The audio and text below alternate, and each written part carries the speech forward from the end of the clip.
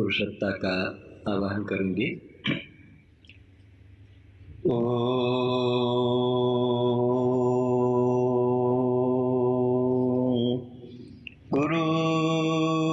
गुरुर्ब्रह्मा गुरुर्विष्णुः गुरुर्देवो महेश्वरः गुरुर्साक्षात् परब्रह्म तस्मै श्री गुरवे नमः।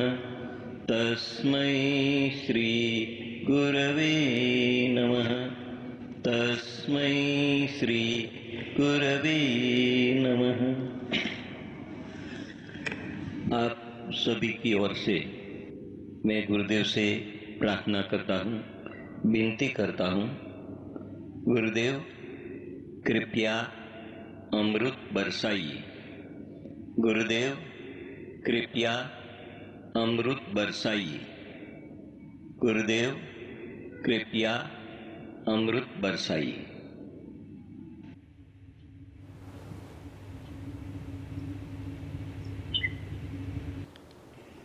जय बाबा स्वामी, मेरा नाम ओजस्विनी है। मैं तीसरी कक्षा में पढ़ती हूँ। मैं हिमाचल की रहने वाली हूँ, पर मैं महाराष्ट्र में पढ़ती हूँ। जब हम गुरुदेव के प्रवचन सुन रहे थे, तब हमने एक गिलास पानी उनके प्रवचनों के सामने रख दिया। फिर जब गुरुदेव के प्रवचन खत्म हुए, तब पापा किचन में जाकर नॉर्मल पानी लेकर आए। फिर जब मैंने नॉर्मल पानी पिया, फिर उनके प्रवचनों का पानी पिया, वो ज़्यादा मीठा था। जब हम लास्ट ईयर सेंटर पर जाते थे ध्यान करने, तब एक दिन मुझे ऐसा लगा कि मैं हिमालय के गुरुओं के साथ ध्यान कर रही हूँ। जय बाबा साहब। आए हुए सभी पुण्य आत्माओं को मेरा नमस्कार। बेटा, सामान्यतः मनुष्य के शरीर में 70% पानी है, और जो हम चित्र देखते हैं, जो हम विचार करते हैं, उन विचारों का, उन दृश्यों का प्रभाव हमारे भीतर के पानी के ऊपर पड़ता है। अगर हम अच्छे विचार करेंगे तो हमारे भीतर के पानी पे अच्छा प्रभाव पड़ेगा। अगर हम बुरे विचार करेंगे तो हमारे भीतर के पानी पे उसका बुरा प्रभाव पड़ेगा। अगर हम अच्छे सानिध्य में रहें, अच्छे विचार करें, तो हमारे शरीर के भीतर के पानी पे उसका अच्छा असर पड़ता है। और फिर अच्छा असर पड़ेगा तो क्या होगा? 70% हमारे शरीर में पानी है, तो ऑटोमेटिकली हमारे शरीर पे भी 70% एक अच्छा चेंज, एक अच्छा बदलाव, एक सकारात्मक बदलाव भी आएगा। दूसरा, ये काल्पनिक नहीं है। एक बार अजमेर में शिविर हुआ था। उस शिविर के दौरान जर्मनी के डॉक्टरों ने स्टेज के ऊपर प्रत्येक दिन एक एक पानी की बोतल रखी थी, और वो बोतल को बाद में उन्होंने जापान में टेस्ट करने को भेजा था। और टेस्ट करने के बाद में उन्होंने जो रिज़ल्ट दिए, उन्होंने जो परिणाम दिए ना, तो उसके अंदर उसके पानी के ऊपर एक सकारात्मक चेंज, एक सकारात्मक बदलाव आया हुआ था। दूसरा, सकारात्मक बदलाव या सकारात्मक चेंज यानी एक बोतल पानी का 2 बोतल पानी नहीं हो गया, पानी उतना ही रहा। पानी का रंग भी नहीं बदला, पानी की गुणवत्ता बदल गई। और दूसरा, उस पानी में मिठास अनुभव होने लग गई थी। तो कहने का अर्थ, अच्छी ऊर्जा का, अच्छे सानिध्य का, अच्छे स्थिति का असर हमारे ऊपर पड़ता ही है। अब जैसे मैं जर्मनी जैसे देशों में जाता हूँ जहाँ पे हिंदी से अंग्रेजी में ट्रांसलेशन करना पड़ता है, अंग्रेजी से जर्मनी में ट्रांसलेशन करना पड़ता है। ऐसे जब लंबे लंबे ट्रांसलेशन चलते ना, तो उस समय कम से कम बातें करके उनको समझाया जाए, ये प्रयास रहता है, प्रयत्न रहता है। इसलिए वहाँ पे प्रवचन बहुत कम समय के रहते हैं, अधिक समय के प्रैक्टिकल रहते हैं। तो ऐसे विभिन्न प्रैक्टिकल करके, प्रैक्टिकलों के माध्यम से उनको एनर्जी का, वाइब्रेशंस का ज्ञान कराया जाता है। तो उसके अंदर का एक प्रयोग है, सब लोग ऐसे गोल गार्डन के अंदर चक्र बना के बैठते हैं। उसके बाद में एक ही कंपनी के 2 पानी के बोतल लाए जाते, बड़े जार।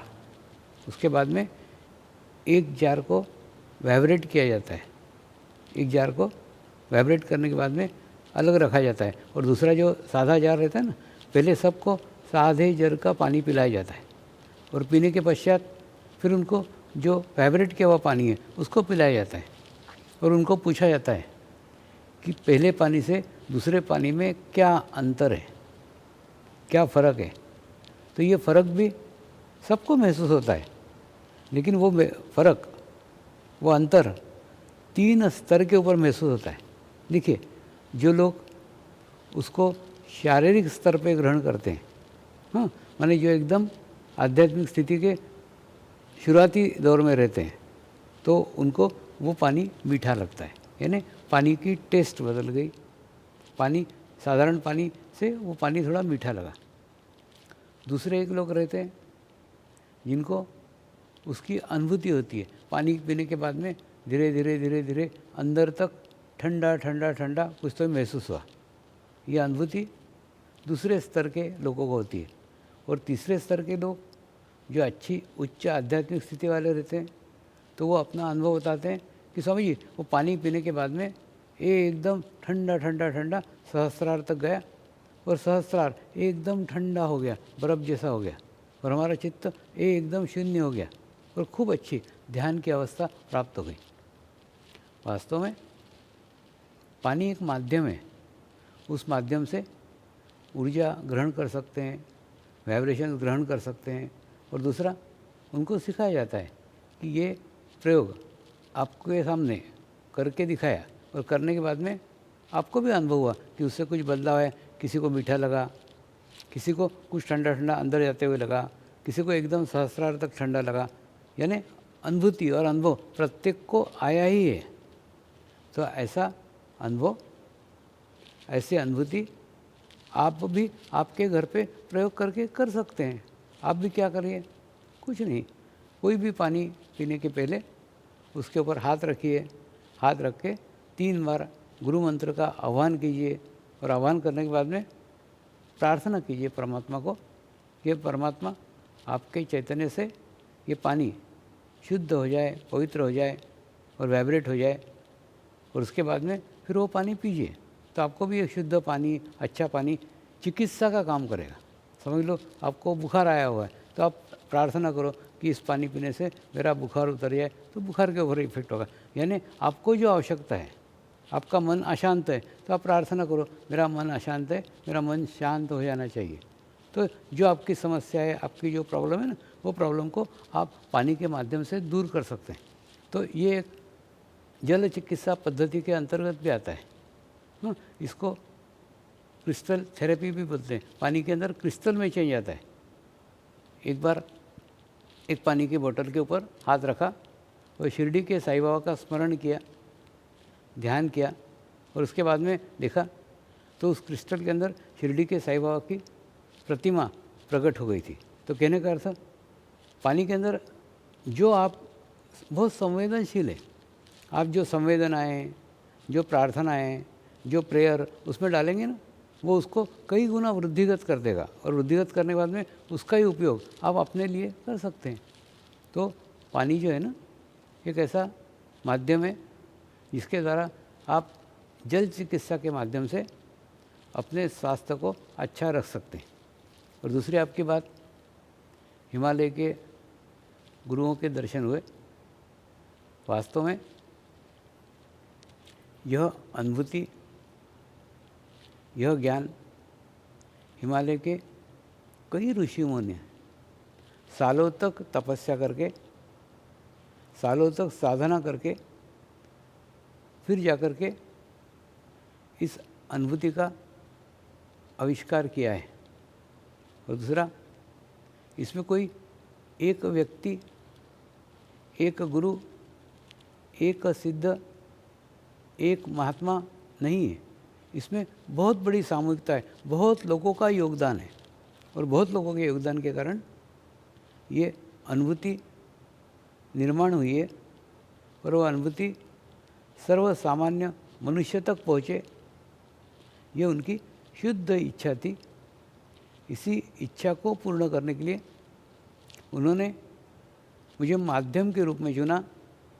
मैं केवल माध्यम हूँ, मेरे माध्यम से वो अनुभूति उन्होंने पूरे विश्व में फैलाई है। देखिए, जैसे आप शादी में जाती है कि नहीं, तो शादी में देखती है आपके सामने 25 व्यंजन रखे रहते हैं और 25 व्यंजन को परोसने वाला एक ही वेटर रहता है। वो वेटर आपको परोसते रहता है, लेकिन वो व्यंजन वेटर ने बनाए क्या? नहीं बनाए, वो सिर्फ परोसने का काम कर रहा है। लेकिन हमको कौन दिख रहा है? हमको वेटर दिख रहा है। लेकिन जो बनाने वाले रसोई हैं, जो रसोई में बैठ के मेहनत करके प्रयास करके बनाते हैं, वो हमको दिखते भी नहीं हैं, लेकिन बनाने वाले वो हैं। बिल्कुल ठीक ऐसा ही मैं तो एक वेटर हूँ जो आपके सामने दिख रहा हूँ, आपको परोस रहा हूँ। तो अगर आपको अनुभूति आए, आपको अनुभव आए, तो मेरे को नहीं, उन गुरुओं को धन्यवाद दो जिन्होंने हिमालय में सालों साधना करके, सालों तपस्या करके ये अनुभूति का निर्माण किया है और वह अनुभूति सर्वसामान्य मनुष्य तक पहुंचाई है। और मुझे आपकी उम्र देख के बहुत अच्छा लगा। आप एक सही उम्र के अंदर इस मार्ग में आइए। आप छोटी बच्ची है, आपके पास में ना बहुत बड़ा खजाना है, बहुत बड़ा धन है। कौन सा धन है मालूम है? आपके पास उम्र का खजाना है। आपके पास खूब उम्र है और उस उम्र के कारण साधना करने के लिए आपके पास में पर्याप्त समय है। ये अत्यंत आवश्यक है। ये कोई चमत्कार नहीं है, ये कोई मिरेकल्स नहीं है कि एक ही दिन में कुछ घटित हो जाएगा। ये सतत साधना करना पड़ती है, सालों तक साधना करना पड़ती है। मैं भी जब आपके उम्र का था ना, तब से इस मार्ग में आया हूँ। तो कहने का अर्थ, एक लंबे अरसे तक साधना का समय उन्हीं को मिल सकता है जो कम उम्र में इस मार्ग में आते हैं। तो आपके लिए मेरी तरफ से खूब खूब आशीर्वाद कि आप एकदम सही वक्त पे, सही समय पे, सही उम्र में इस मार्ग में आई। नमस्कार।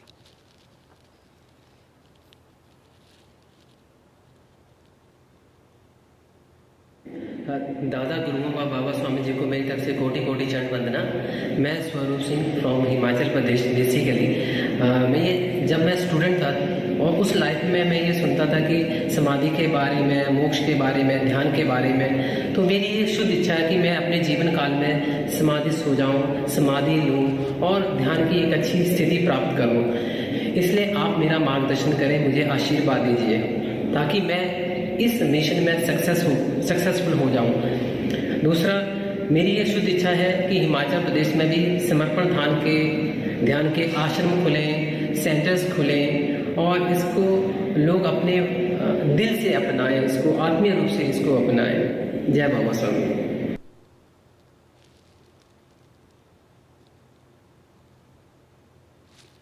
देखिए, इसके अंदर एक स्टेजेस है। उस स्टेजेस से हमको धीरे धीरे आध्यात्मिक प्रगति करना होती है। सबसे पहले हमारे भीतर, हमारे अंदर आध्यात्मिक प्रगति की इच्छा होनी चाहिए। जब इच्छा होती है ना, तो फिर कोई ना कोई रास्ता, कोई ना कोई मार्ग उसमें से निकलता है। तो सर्वप्रथम हमको आत्म साक्षात्कार प्राप्त करने की आवश्यकता होती है। आत्म साक्षात्कार प्राप्त करने के बाद में अपने को एक अनुभूति होती है, और अनुभूति होने के बाद अपना चित्त थोड़े समय के लिए, थोड़े काल के लिए भीतर चला आता है और एक निर्विचारता का स्थिति प्राप्त होता है। फिर उसी का सतत साधना करते करते करते कुछ दिनों में, कुछ सालों में हम अंतर्मुखी होना प्रारंभ हो जाते हैं। दूसरा, अंतर्मुखी होने के लिए आवश्यक है कि जहाँ से हमने अनुभूति ग्रहण की, जहाँ से हमने अनुभव ग्रहण किया, हम उसी माध्यम को अगर परमात्मा मानते हैं, परमेश्वर मानते हैं, तो हमारी परमात्मा की खोज समाप्त हो जाती है।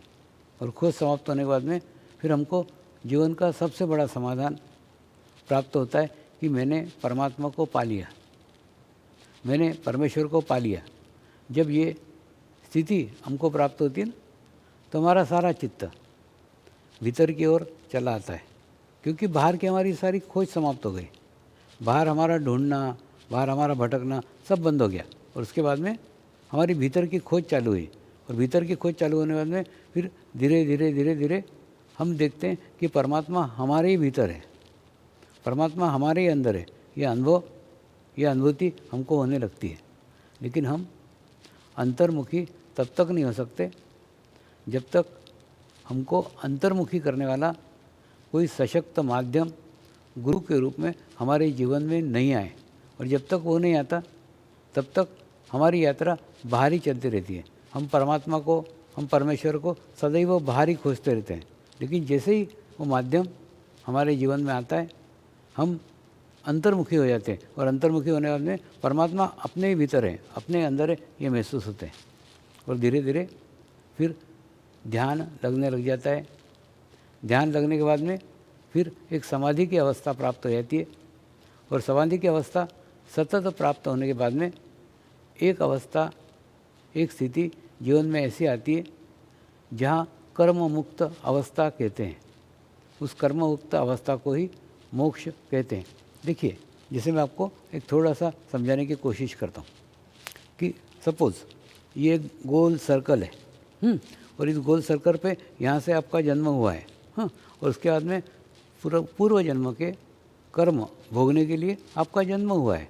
और उसके बाद में वो जन्म होने के बाद में कई लोग जापान वगैरह में पूछते हैं कि स्वामी, जो कर्म के भोग हैं वो भोगना ही है, तो फिर ध्यान काय को करने का, फिर मेडिटेशन काय को करने का?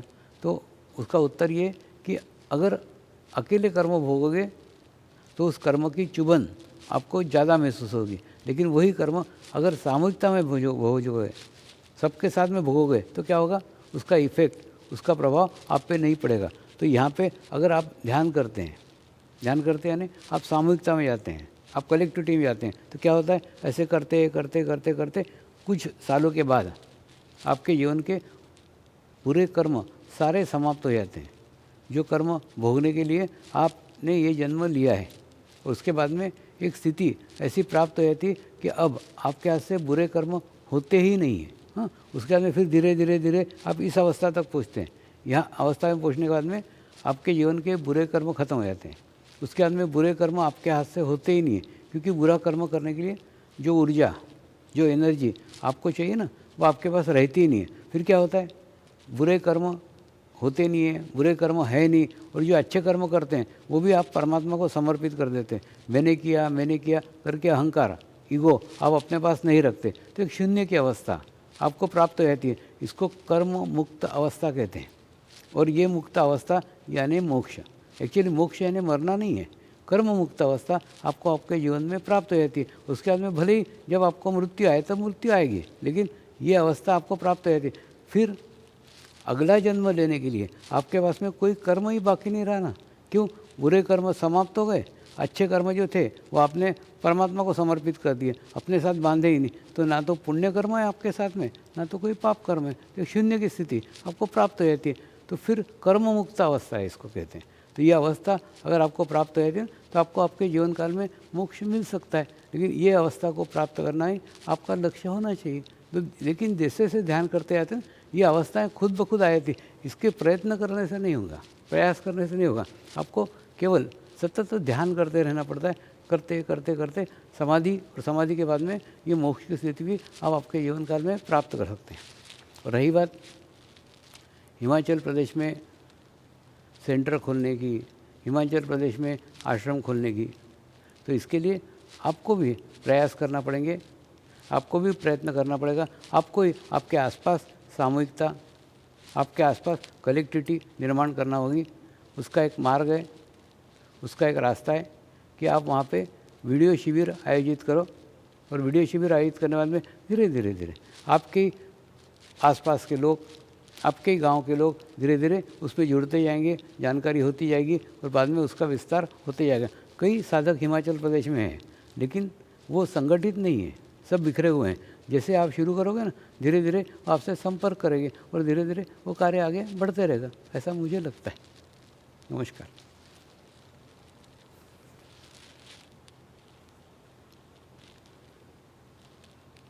बाबा स्वामी, आपके चरणों में मेरा कोटि कोटि वंदन। गुरु माँ के चरणों में मेरा कोटि कोटि वंदन। स्वामी जी, मेरा प्रश्न ये है कि 2013 से जब से मेरी निर्विचार स्थिति हो चुकी है, तब से लेके आज तक एक ही प्रश्न बार बार मुझे सता रहा है कि मैं अपनी आत्मा की सुनूं या मेरे जो जिम्मेदारी है उसके बारे में सोचूं।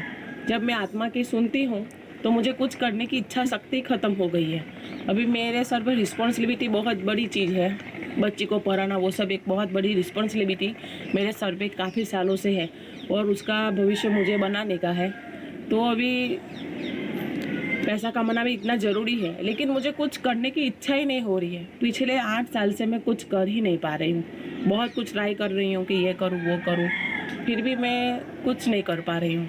तो कृपया मुझे मार्गदर्शन दीजिए कि मैं अपनी आत्मा तो बोलती है कि बस मैं ऐसे आध्यात्मिक मार्ग में बस मुझे आगे बढ़ना चाहती हूँ, और ये जब जवाबदारियाँ है, जिम्मेदारियाँ है, वो सब में, वो दोनों के बीच का जो बैलेंस है वो सब मैं कैसे करूँ?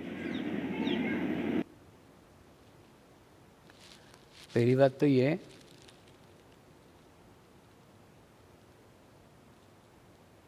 कि आप वर्तमान काल में नहीं रहती, भूतकाल में रहती है और पीछे पीछे के विचार करते रहती है, और इसी के कारण शरीर में आलस निर्माण हो गया है और उसको आप कुछ नहीं करने की इच्छा बता रही है। कभी भी आत्मा कुछ न करने के लिए नहीं कहती। आप मेरा ही उदाहरण देखो ना, मैं तो दिन भर बिजी रहता हूँ, कभी शांति के साथ चुपचाप एक जगह बैठा ही नहीं रहा। तो ऐसे आप कैसे बैठे रह सकती है? तो कहने का अर्थ एक, और दूसरा जो आप निर्विचारता का स्थिति कह रहे हो ना, तो निर्विचारता की स्थिति में लड़की का विचार क्यों आ रहा है? लड़की का भविष्य का विचार क्यों आ रहा है? भविष्य का विचार इसलिए आ रहा है क्योंकि आप भूतकाल के विचार करती हैं। तो क्या होता है, आपकी स्थिति पेंडुलम सरी की है। भूतकाल के विचार आप स्वयं करती हैं और उसके बाद में एक फोर्स, एक प्रेशर निर्माण हो जाता है, वही आपको भविष्यकाल में लेके जा रहा है और लड़की के भविष्य की चिंता सता रही है। तो भूतकाल और भविष्यकाल में आप घूमते रहती है, वर्तमान काल में कभी रहती ही नहीं। तो आवश्यकता है कि वर्तमान काल में रहो, प्रेजेंट में रहो, और कभी भी आलस्य को आत्मा का नाम मत दो कि आत्मा कह रही कुछ मत करो, ऐसा कभी नहीं कहती। आत्मा कभी भी नकारात्मक नहीं करती, सदैव अच्छा कार्य करने के लिए प्रोत्साहित करती रहती है, प्रेरित करती रहती है। आत्मा कभी नहीं बोलती कुछ मत करो। और दूसरा एक ध्यान रखो, मैं निर्विचार होने को कह रहा हूँ, मैं निष्क्रिय होने को नहीं कह रहा। एक बार एक बहुत बड़े सीमेंट कंपनी में मेडिटेशंस का कार्यक्रम लिया, तो उनके मालिक को चिंता लगी कि स्वामी जी सब लोग ध्यान करेंगे तो काम कौन करेगा। मैंने उनको कहा, मैं आपके कर्मचारियों को निर्विचार होने को कह रहा हूँ, निष्क्रिय होने को नहीं बोल रहा कि काम धाम छोड़ के सब बैठ जाओ, ऐसा नहीं। जो भी कार्य करो वर्तमान में करो, प्रेजेंट में करो, तो तुम्हारा कार्य पूरी कार्य क्षमता के साथ करोगे। तो वही की वही बात है, आप भी आपका कार्य वर्तमान में रह के करो तो पूरे कार्य क्षमता के साथ कार्य होगा। मैं आपको निष्क्रिय होने को नहीं कह रहा हूँ, तो आपको निष्क्रिय नहीं होने का है, आपको निर्विचार होने का है। निर्विचार और निष्क्रियता, इन दोनों में बहुत अंतर है। निर्विचारता में हम कार्यरत रहते हैं लेकिन वर्तमान में रहते हैं, तो भूतकाल के विचार करते हुए कार्य करते नहीं हैं, भविष्यकाल के विचार करते हुए कार्य करते नहीं हैं। हम प्रेजेंट में रहते हुए वर्तमान में कार्य करते हैं और उसके कारण हमारी ऊर्जा भूतकाल के विचार करने में खर्च होती नहीं है, भविष्यकाल के विचार करने में खर्च होती नहीं है। और फिर दोनों में जो ऊर्जा खर्च नहीं होती, जो बचती है, वो सारी ऊर्जा, वो सारी एनर्जी हम वर्तमान में जो कार्य करते हैं उस वर्तमान के कार्य में लगाते हैं और उसके बाद में हमको हमारे कार्य में सफलता मिलती है।